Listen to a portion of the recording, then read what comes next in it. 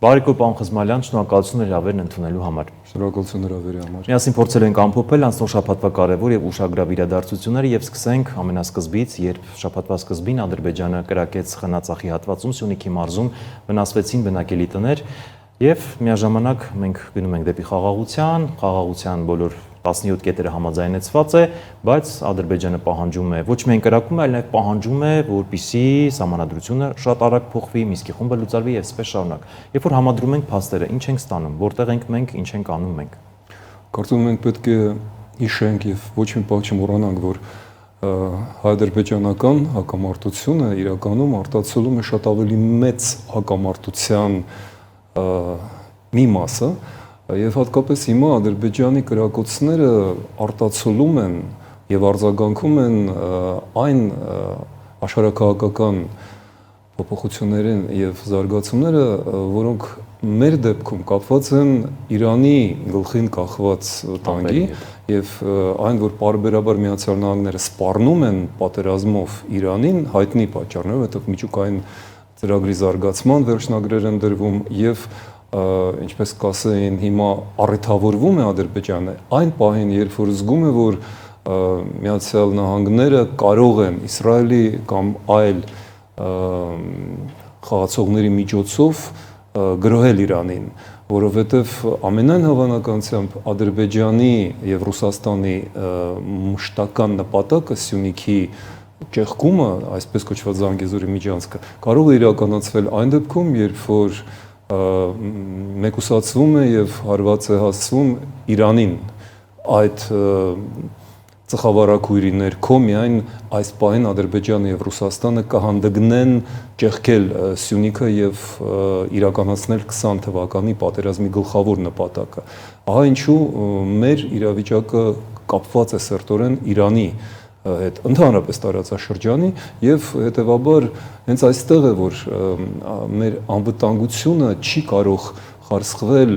տարածաշրջանային բալանսի վրա, որը կախված չէ մեզնից։ Մենք անպայման նաեւ այս պատճառով, նախ եւ առաջ այս պատճառով պետք է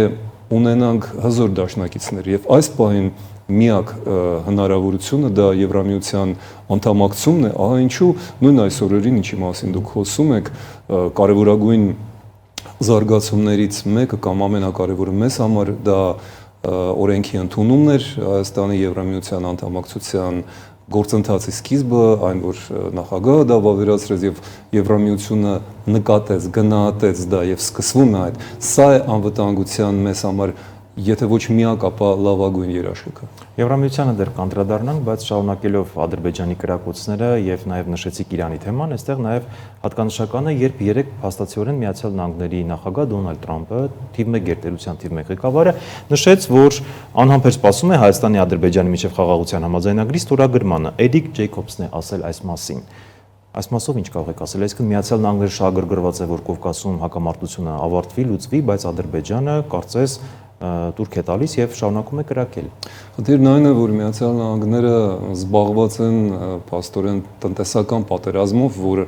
Թրամփը հայտարարել է ողջ աշխարհին, այդ տարիֆային պատերազմը դա շատ 10%-ով հայտարարել է։ Դա նվազագույն է, կան երկրներ, որ 76% է հասցել, ընդ որում դա բավական անհեթեթ է, բայց հիմա քանի որ մենք այլ թեմա ենք քննարկում, ասեմ, որ Թրամփին այդ ամեն ինչի համար իհարկե պետք էր որ պատերազմը, տնտեսական պատերազմը չվերածվի որևէ տեղ տաք պատերազմի, իրական պատերազմի, ահա ինչու նա միաժամանակ նախաձեռնել է ռուս-ուկրաինական, իսրայել-արաբական այդ պատերազմների նա փորձում է խաղաղացնել դա, եւ մենք տեսնում ենք, որ ոչ մեկը ոչ մյուսը չի ստացվում։ Ղազայում էլի հարյուրավոր մարդիկ են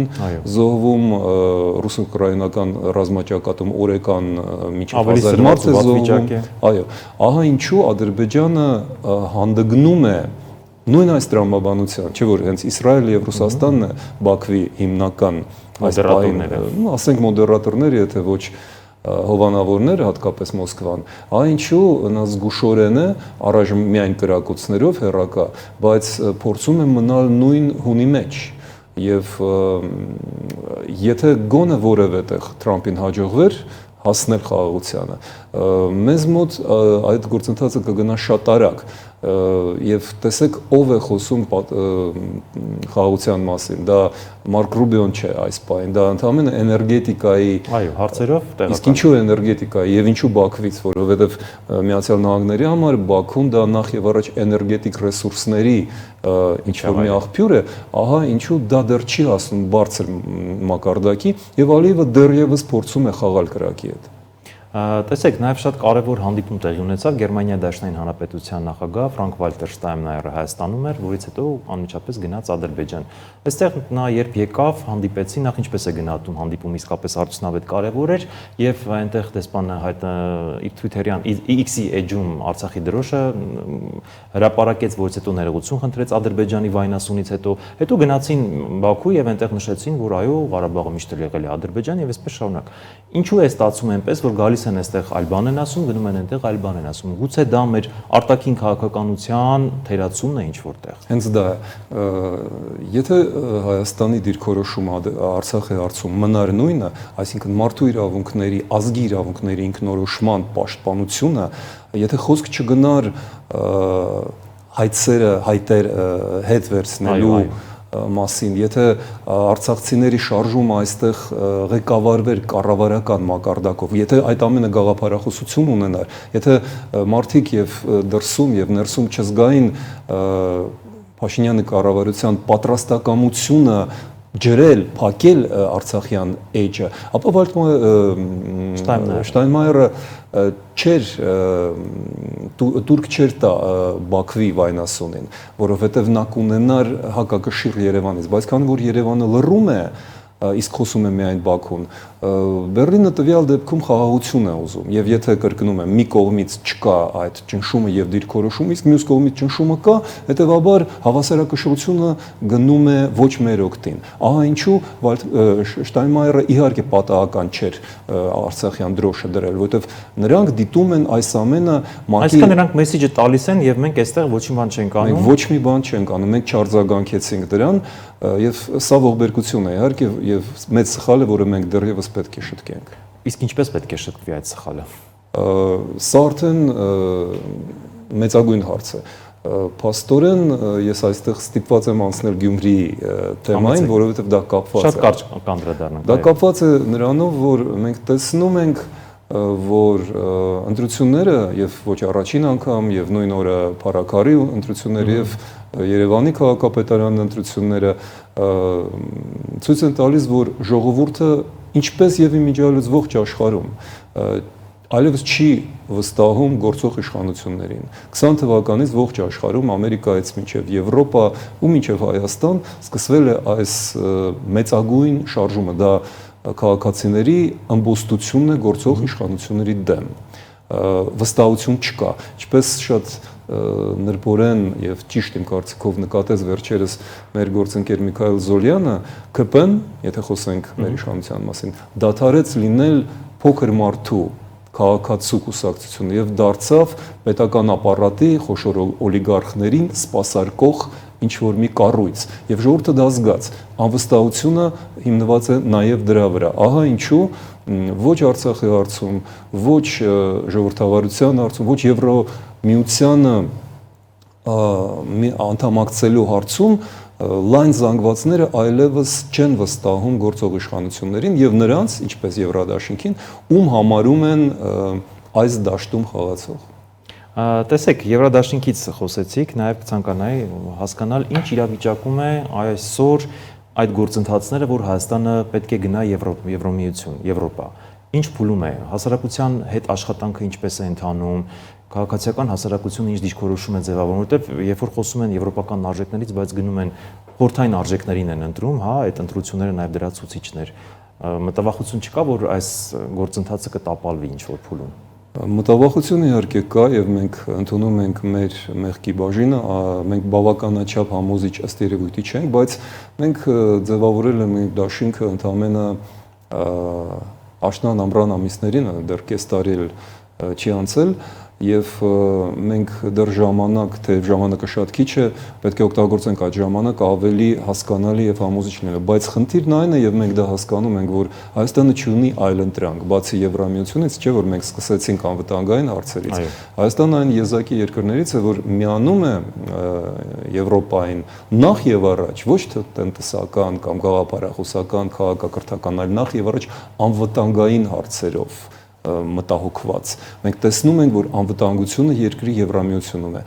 Գյումրեցիք այդ պահին մտածում են իրենց ընտանիքների անվտանգության մասին, անձնական անվտանգության մասին։ Դա նաև վախի մթնոլորտ էր, որը ստեղծեց այս տրագիկոմիկ ընտրությունները,